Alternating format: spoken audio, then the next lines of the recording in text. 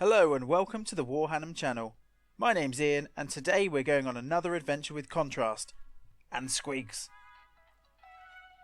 A huge thanks for anyone who watched my last video of this type, playing around with using complementary colours as a base for contrast and looking at the effects it gives. Overall I was fairly pleased with how the colours looked, but I had some really useful feedback that made me want to come back and play some more. The main point I took away from the comments section was trying to switch out the red, blue, yellow or RBY colour wheel and trying a cyan, magenta, yellow one. As well as this, trying to move away from using the exact opposite colour but instead shifting a few colours across. As the success painters have had painting yellow over pink or magenta was a big factor in making me try out the different base colours, I took a look at the CMY colour wheel to see what relationship these colours had. And lo and behold, there they are in a colour triad with each other. 3 evenly spaced colours, and in this case with cyan. So, armed with this bit of intrigue, I set about testing whether using other base colours in different triads would also work in creating that vivid colour with rich shadows. So this video is really me having a play and seeing what I discover. So first of all, I thought it would be best to establish a baseline. So I'm going to go for that yellow, magenta, cyan triad. I'll be using a magenta base and laying down yellow as our main colour, and finally accenting it with some cyan details. I started by applying a heavily diluted layer of Screamer Pink over my Wraithbone primer. This was about 1 to 8 parts with contrast medium.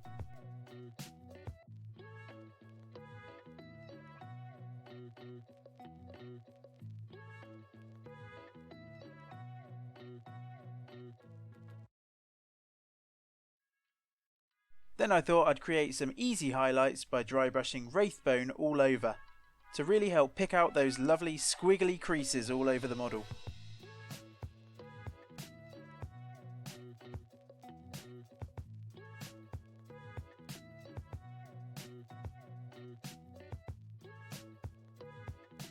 Next it was time for the moment of truth, and I applied a coat of Iandin yellow straight from the pot, being careful not to go too heavily so I didn't negate all that magenta in the recesses.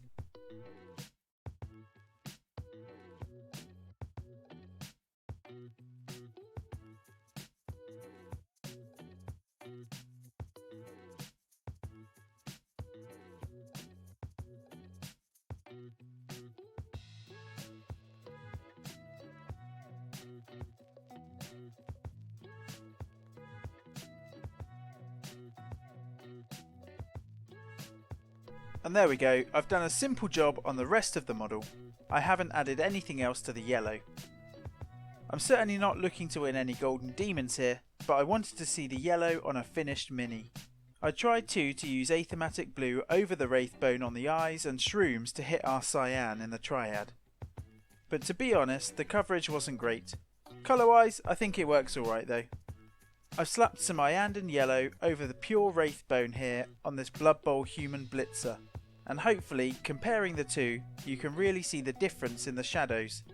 That magenta really adds interest and depth. The colour on the squig just feels a lot richer and warmer.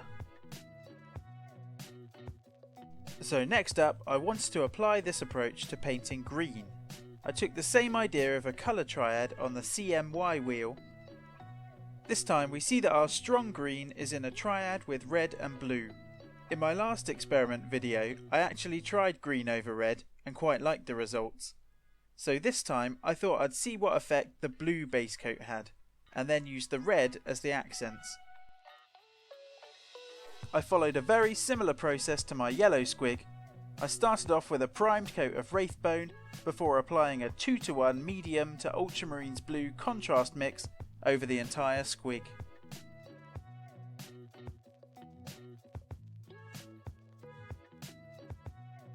Just like before, I followed this up with a dry brush of Wraithbone to make those key details pop.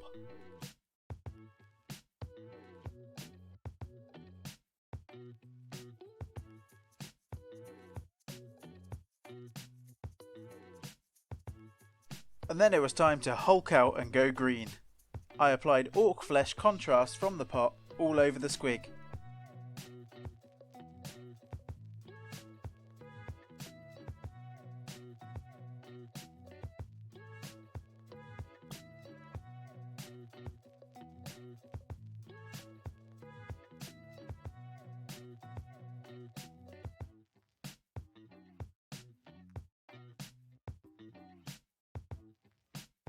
I once again finished up the miniature with a simple paint job, and he definitely bears more than a passing resemblance to a certain green Ghostbusters apparition. Next to our multicoloured blitzer who we've given some orc flesh straight over that wraith bone, we can clearly see that the green on our squig has shifted more towards a bluey green tone. But I actually really like it, and I like the inky recesses you get with it. Finally, I wanted to try out a turquoisey tone. On our CMY colour wheel, blue-green is in a triad with purple and orange, so I decided to use purple as our base and accent the model with orange. I once again started with Wraithbone and applied a 2:1 medium to Leviathan purple mix all over the squig.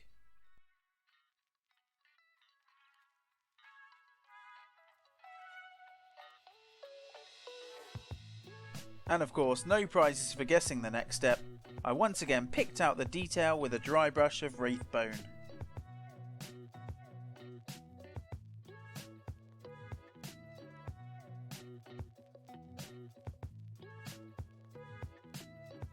And for our final moment of transformation, I applied Eldari Emerald to all the skin areas.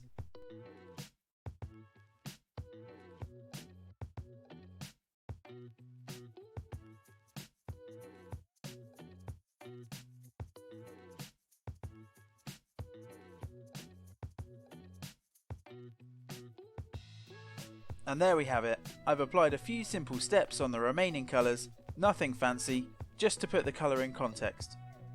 And compared to the Eldari Emerald on the blitzer's arm, we can once again see a fairly drastic tonal shift, and it's pulled towards the blue thanks to the purple base coat.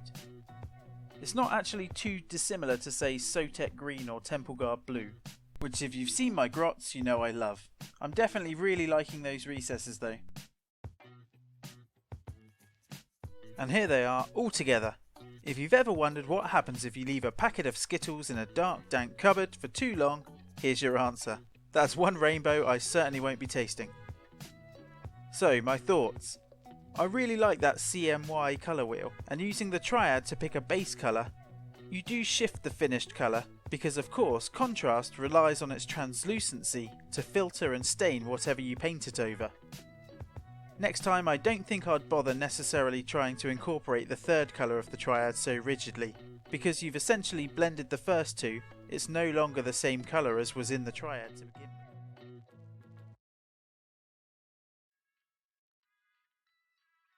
And whilst I had my paints out, I thought I'd do one final little experiment.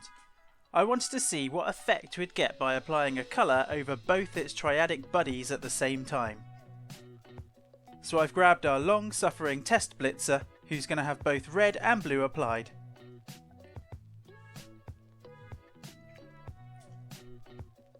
Then, just as with the squigs, I dry brushed the base coated areas with Wraithbone.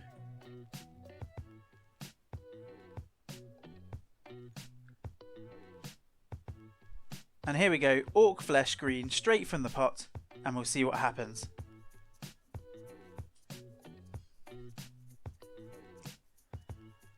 Okay, so unfortunately nothing groundbreaking or magical happened here, but it's definitely interesting to see what impact each base colour had. In this case, the green definitely didn't cover the red as well, and in some areas you can clearly see red patches.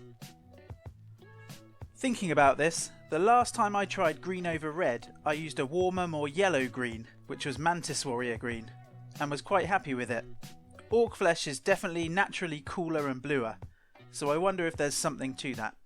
It's definitely something to consider. If nothing else, this whole experiment has certainly got me thinking, and I can see some cool applications for these colours in the future. I hope you've enjoyed watching. Thanks so much for joining me. Please like, subscribe and let me know your thoughts. The previous feedback I received was invaluable. Thanks again and see you next time. Bye!